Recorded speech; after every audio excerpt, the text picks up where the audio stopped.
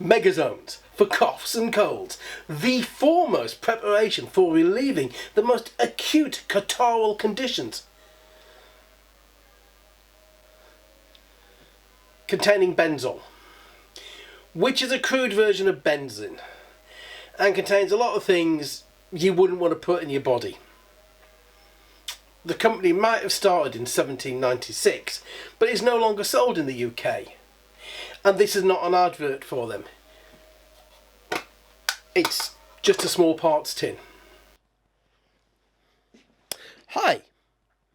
If you want even more Meccano goodness, why don't you check out my Patreon channel? And please like and subscribe and leave a comment below. I post updates in the community section, not only for this week's Patreon build, but also for what I'm currently working on. Thank you, and back to the build. Hi, and welcome back. Of all the things that we think we own in life, our own time is maybe the most fleeting.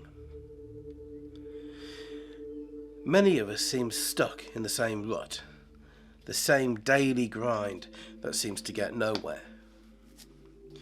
The dreams that we had as young people frequently fade and wither like last year's leaves, with nothing but the fragile shape of what once was, that all too easily crumbles when it's handled and looked at.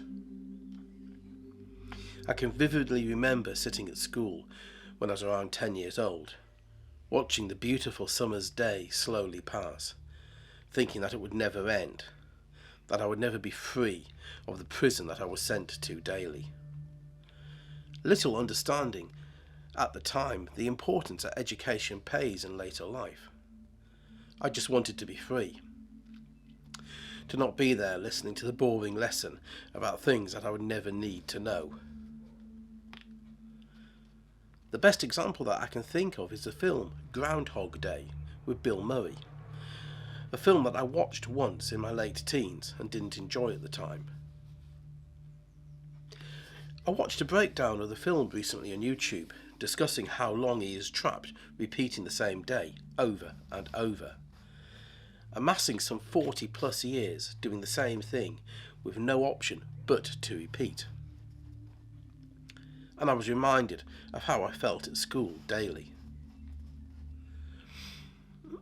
As I write this script at the beginning of 2022, we've just celebrated my mother's 90th birthday. As a non-gerarian, the world that she has seen changed over the last 90 years is beyond my comprehension.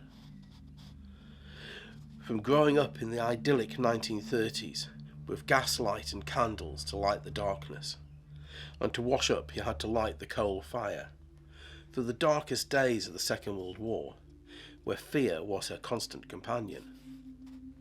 The liberation of the 1950s, where science seemed to rule the world, to the hardships of the recession of the 1970s, with 4 children to raise. And the technology boom of the 1980s onwards. Her life has changed in ways that mine has never seen. And slowly we are regressing backwards in her life as she ages. So time for her flows in both directions, as now we talk more about places and people that I have never met and whose time on this planet has long since ended. She spent her young years in Sandwell Street, Walsall. Towards the top of the street, it was intersected by Windmill Street on one side, and now Ridgewood Close, Emery Close, and the Pines. But at one time, Windmill Street led into a single-tracked road called Windmill Lane. At the end of it, as one might guess, was the windmill. No longer in operation at the time, the windmill had once ground wheat produced locally in the farms, that have long since vanished under concrete, tarmac and brick. The brick-built tower mill would not have changed much in nearly 200 years of use. At the time it was owned by a family called Skidmore, and the bottom room was used as a playroom for the children. In today's society, when the supermarket provides all of our produce, It might seem strange to think that only 200 years ago the local mill was the only way to get your flour. The windmill ruled supreme for nearly 4,000 years. Well, maybe not quite 4,000 years. The reference for that is the 2nd millennium BC in Babylonia, when the ruling king, Ham-Murbi, supposedly unveiled plans to harvest the wind to power the lifting of water for irrigation of the land. There is no concrete proof that he ever managed to make any headway on his plans. Nearly 1,500 years later, the Greek engineer, Heron of Alexandria, captured the wind to power an organ.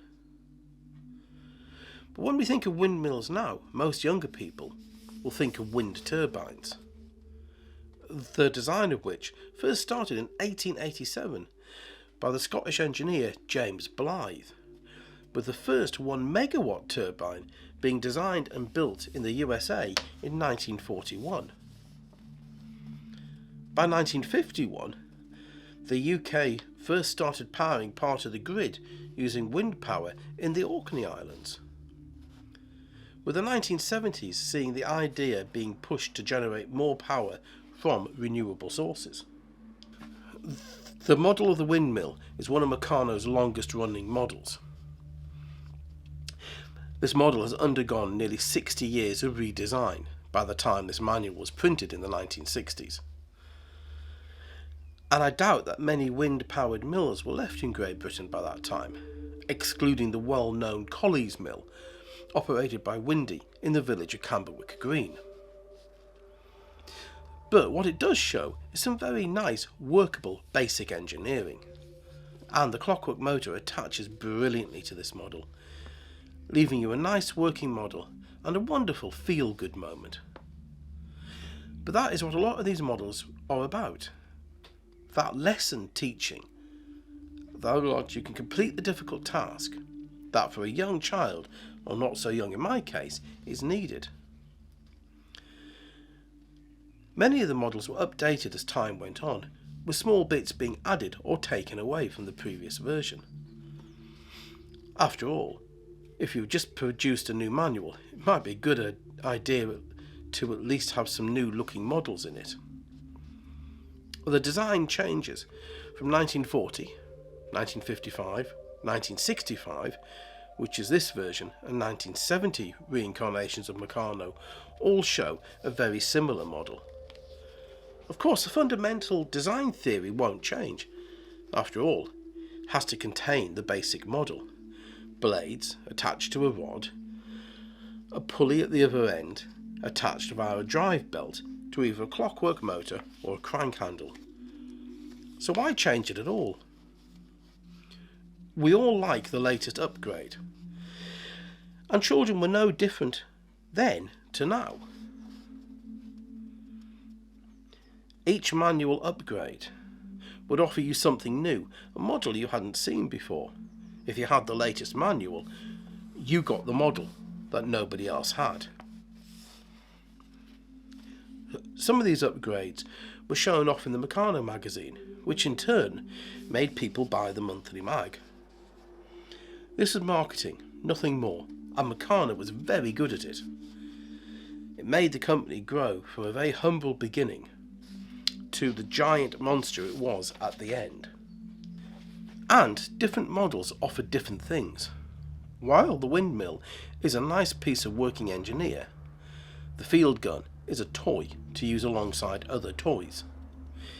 It is a rough representation of the 155mm M1 Long Tom, and could be used alongside toy soldiers from companies like Marks, Airfix, Timpo and Britton's. And of course, we mustn't confuse the M1 155mm Long Tom with the French 155mm Long Tom from the Boer War. The design of the M1 began back in 1918 with the closure of the First World War. Up to that point, the Americans had been using the Cannon D 155mm GPF, a French heavy artillery piece. It took 20 years to design and was not put into production until 1940. By the time the last piece rolled off the production line in June of 1945, nearly 2,000 had been made.